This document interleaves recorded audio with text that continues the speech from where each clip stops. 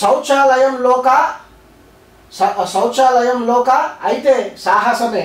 ఏం చేస్తున్నారు ఉన్నాయా అని. సో దీనిపైన మొన్న కూడా మనం చదివినాం కదా వార్త. సో దీనిపైన ఏం చర్యలు తీసుకోవాలి, స్థానికంగా ఉన్న డీసీ ఏం చేస్తుండ్రు, జిహెచ్ఎంసీ అధికారులు ఏం చేస్తున్నారు, స్థానికంగా ఉన్న ప్రజాప్రతినిధులు ఏం చేస్తున్నారు. ప్రజాప్రతినిధులు కానీ అధికారులు కానీ మీ జేబులకి వెళ్ళి పెట్టి ఏర్పాటు చేసారు. అది ప్రజల డబ్బుతో ఏర్పాటు చేసింది. ఒక్కొక్కటి ఆ రోజు చూసినాం మనము. దాదాపు 5.13 లక్షలు ఉంది ఒక్కొక్క యూనిట్ కాస్ట్ అది.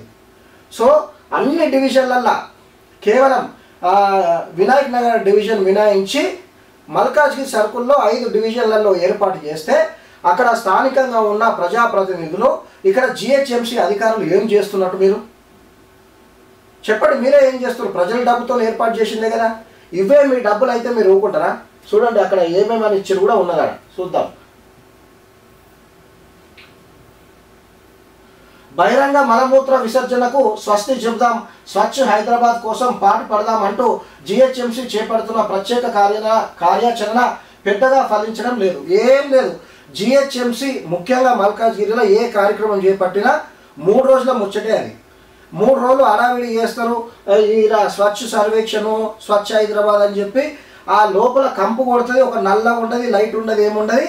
సో అలా మంచిగా ముగ్గులు వేసి క్లీన్గా సాఫ్ చేపించి 3 రోజులు ఫోటోలు దిగి ప్రైజులు తెచ్చుకుంటున్నట్టు అక్కడికి వెళ్ళి.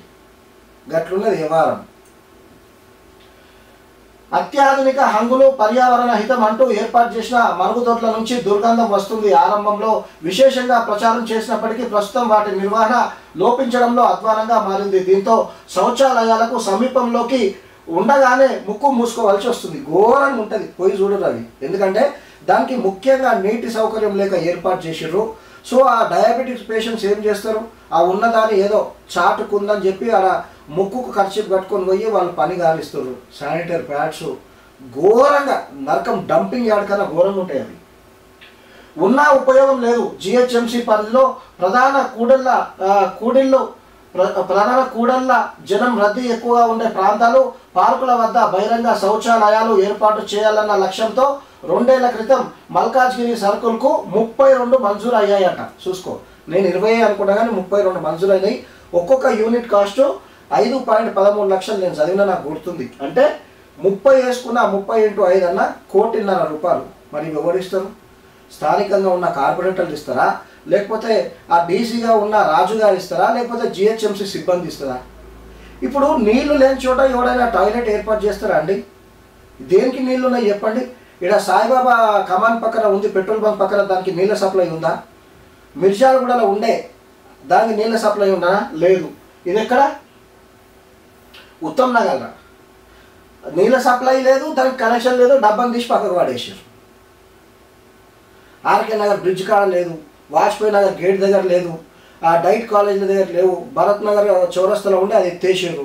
సో అవి ఎక్కడ పోయినాయో తెలియదు, ఏమైనాయో తెలియదు. 1.5 మంది పైసల్ని మంగళారతులు వాడేశారు.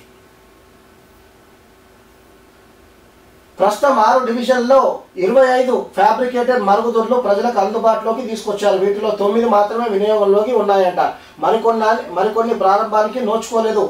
మరి నోచుకొని అవి ఎక్కడ పోయినాయి, ఎట్లా దొంగలించినాయి, దాని బాధ్యత ఎవరు? ప్రజాప్రతినిధులు, ఇక్కడ అధికారుల బాధ్యత కాదా వాటిని కాపాడడానికి?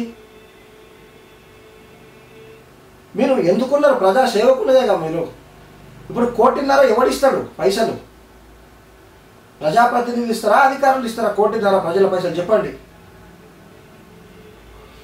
మిగిలినవి నిర్వహణ లోపంతో తాళాలు వేసి ఉన్నాయి. నీటి సదుపాయం లేక నిబంధనల మేరకు రోజుకు కనీసం 3 సార్లు శుభ్రం చేయాల్సి ఉన్నా పట్టించుకునే నాదుడే లేదు. మరి ఏం చేస్తున్నట్టు? మరి జిహెచ్ఎంసీ సిబ్బంది, జిహెచ్ఎంసీ అధికారులు ఏం చేస్తున్నట్టు? మీరు ఆ ఏసీలలో కూర్చొని టైంపాస్ చేస్తున్నా?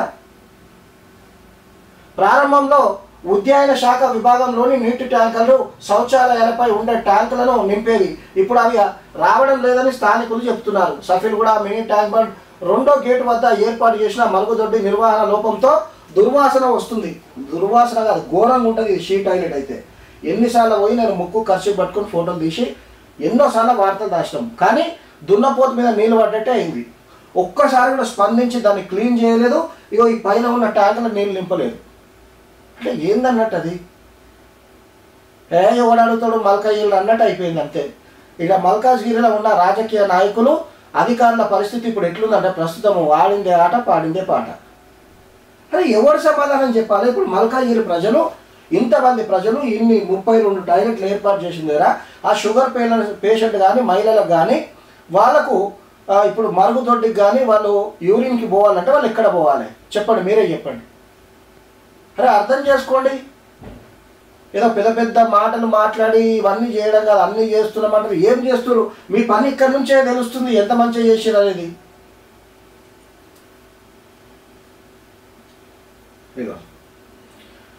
ఆనంద్బాగ్ కూడలి వద్ద ఏర్పాటు చేసిన శౌచాలయం నిర్వహణ లోపంతో కొట్టుబెట్టి ఆడుతుంది. ఉత్తమ్ నగర్ బస్టాప్ వద్ద పూర్తిగా విరిగిపోయింది. ఇగో 5 లక్షల రూపాయల డబ్బా ఇప్పుడు ఎవడియాల పైసలు? ఒక్కొక్కటి సుమారు 3 లక్షలు వెచ్చించారు. ఈడ 3 లక్షలని వచ్చింది. గతంలో ఇదే పత్రికలో లేదా వేరే పత్రికలు చూసినా 5.13 లక్షలని వచ్చింది. అది పోనీ 3 లక్షలే పెట్టుకో. 3 లక్షలు ఇంటూ 32 డబ్బాలు ఎన్ని అవుతాయి? ₹1 కోటి. నెలవారీగా లక్షల్లో ఖర్చు అవుతున్న ఆశించని సేవలు ఉండడం లేదని స్థానికులు పెదవిరుస్తున్నారు. మినీ ట్యాంక్ బండ్ వద్ద దుర్గంధ భరితంగా ఉందంట. తక్షణమే శుభ్రం చేయిస్తామని మంజుల AMHO మల్కాజ్గిరి అంటుంది. మంజుల గారు, AMHO గారు మీకు తెలియదా అండి ఇవన్నీ నిర్వహణలో లేవు, వాటికి నీటి సౌకర్యం లేదని ఇన్ని రోజులకే తెలియదా అండి? వాళ్ళ పత్రికలు రాగానే వాటిని శుభ్రం చేయిస్తా అంటారు. మరి ఇన్ని రోజులకి ఏం చేయించడండి? ఎందుకు శుభ్రం చేయించలేదు? వాటికి నీటి సౌకర్యం ఎందుకు ఇవ్వలేదు అంటే ఇప్పుడు వార్త రాగానే తూతు మంత్రంగా ఏదో ఇచ్చింది కదా. సరే, ఇవాళ 25 జూన్ చూద్దాం మీరు ఎక్కడ ఎన్నెన్ని క్లీన్ చేపిస్తారో, ఎన్నెన్ని అవిటిని వాడకంలోకి తీసుకొస్తారో చూద్దాం. మల్కాజ్గిరి సర్కిల్ పరిధిలోని బహిరంగ ప్రదేశాల్లో ఉండే శౌచాలయాలను తక్షణమే శుభ్రం చేయిస్తాం. ట్యాంకుల్లో నీటిని నింపే ఏర్పాట్లను పారిశుద్ధ విభాగానికి అప్పగిస్తాం. స్థానికంగా విధులు నిర్వహించే SFA నిత్యం పర్యవేక్షించేలా చర్యలు తీసుకుంటాం. చెప్పారు కదా మంజుల గారు, మీరు చూస్తాం. ఇవాళ 25వ తేదీ చూస్తాం. మేము కూడా మీరు సడన్గా ఇన్స్పెక్షన్ చేస్తుంటారు కదా అవి ఇవన్నీ, ఇప్పుడు మేము కూడా చేస్తాం. సడన్ ఇన్స్పెక్షన్ చేసి మీరు ఎటువంటి నిర్వహణ చేస్తున్నారో మీరు ఇవాళ మాట్లాడింది ఈ కట్టింగ్ మా దగ్గర ఉంటుంది. సో దాని ప్రకారం మాట్లాడుతాం. ప్రజల పైసల్ని మొత్తము మంది పైసలతో మజా చేస్తున్నారంట. పర్యావరణ